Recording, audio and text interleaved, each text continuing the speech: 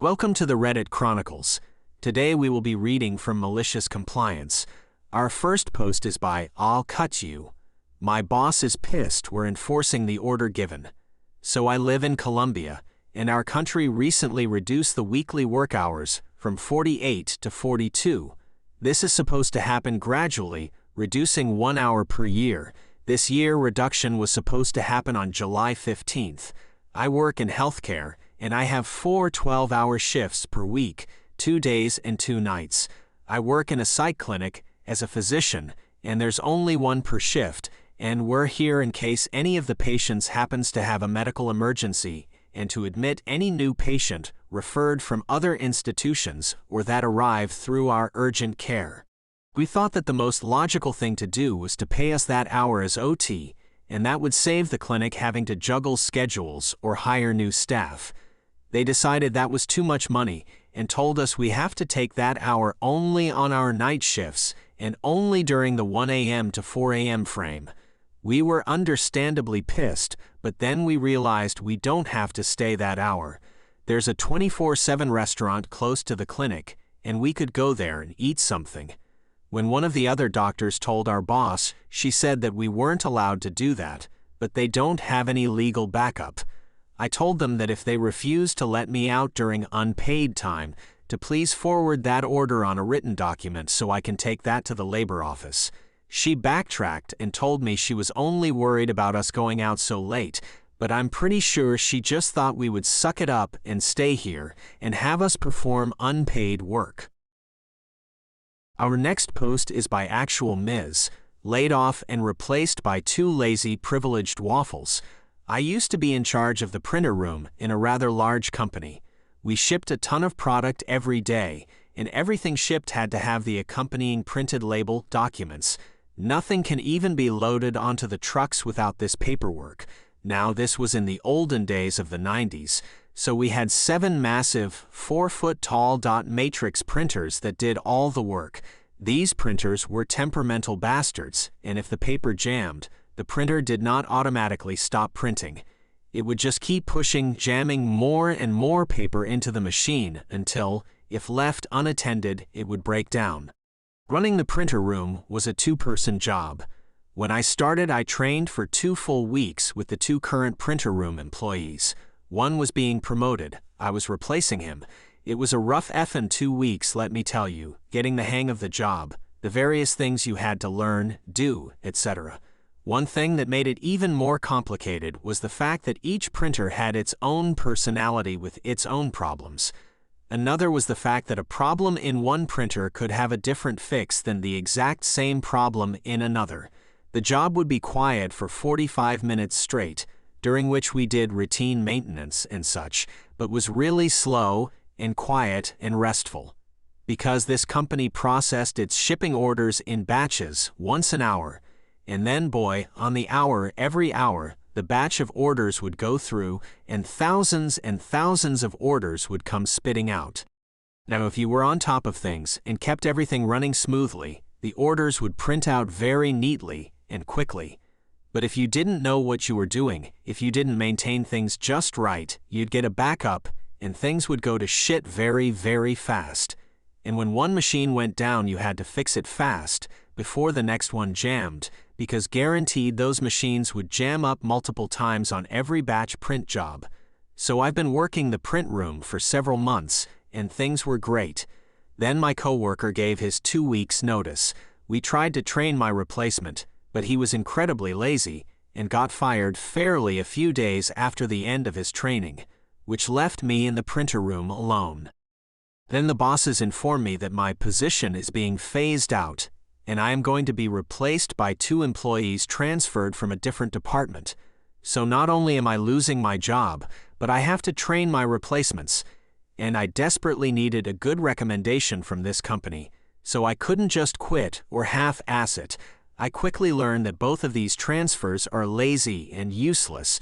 They'd been with the company for decades, had friends in the head office, and knew their jobs were safe. I'd show them how to do something, and they'd flat out laugh and say, "Yeah, I'm not doing that."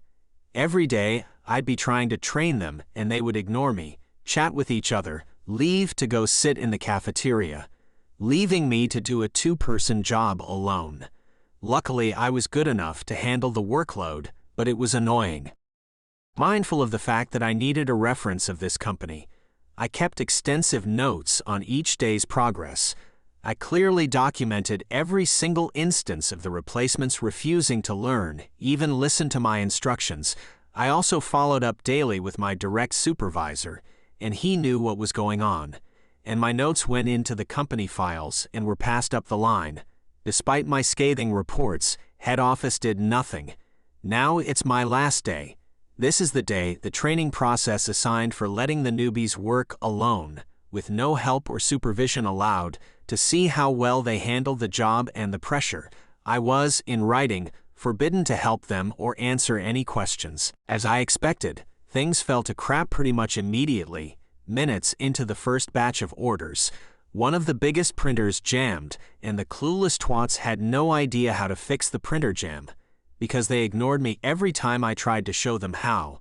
So they turned to me and demand that I fix things. I'm sitting on a desk, coffee in one hand and apple in the other, and smile and say, "Yeah, I'm not doing that." So one of them is yelling at me while the other is basically thumping uselessly on the printer like a gorilla that just found a candy machine. Then a second printer jams. Paper starts spilling out of the back of the first printer, which, if you knew the job, was a really bad warning sign. Well, I'm going to go to the cafeteria. Good luck, I say as I stand up. As I'm leaving, I hear a third printer crunch and jam up. I went to my supervisor and let him know what was happening. He said he not only expected as much, he had predicted so repeatedly to his superiors. He once again specifically forbade me from offering any help. So I went to the cafeteria and read my book for a little over an hour. Then my supervisor comes to me to let me know what happened. The entire printer room is down. Every single printer either jammed up or actually broken. The company is losing thousands of dollars every single minute. One of the shipper receiving supervisors finds me, all in a panic, begging me to get the orders printed. "Sorry, I'm not allowed to do that," I replied. Now several people are running around outside the cafeteria, all in a panic, running from place to place to figure out why they don't have any shipping orders. The chaos took hours to resolve, and I wasn't allowed to fix the problems. Anytime someone started giving me a hard time, my supervisor would intervene and show the memo from the bosses stating that I was forbidden to help in the printer room that day. I spent my entire last day at work drinking coffee, chatting with coworkers, and reading my book. The whole fiasco ended up costing the company tens of thousands of dollars. Our next post is by Ladybug Gal. "I don't think your kid will like my candy, lady, but whatever. Since there's only a week left of summer, I decided to take the kids to the local amusement water park today. As I've gotten older, the rides have gotten a little tougher on me. In addition, my daughter tends to get motion sick rather easily. I don't like the way motion sickness pills make me feel, so I always take a Ziploc baggie full of ginger candy along to prevent and soothe nausea. Today, I had chewy mango ginger candies, hard plain ginger candies, and hard lemon ginger candies. For those who've never had ginger candy, it is spicy. The lemon ginger is probably the mildest. The plain ginger is just plain hot. The mango ginger are sweet and spicy, but they also stick to your teeth like crazy. They're definitely an acquired taste. As we are standing in line for the log ride, I pull out my baggie. I choose a lemon one, as does my son, 13. My daughter, 12, asks for a mango one. While I'm fishing a mango one out, I hear the kid in front of us tell his mom that he, around 7-ish, wants some candy. His mom distractedly says she doesn't have any candy. The boy says, "But she does." He turns to me and asks for one. I tell him I don't really think he'd like my candy. By this time, his mom has focused in on the interaction.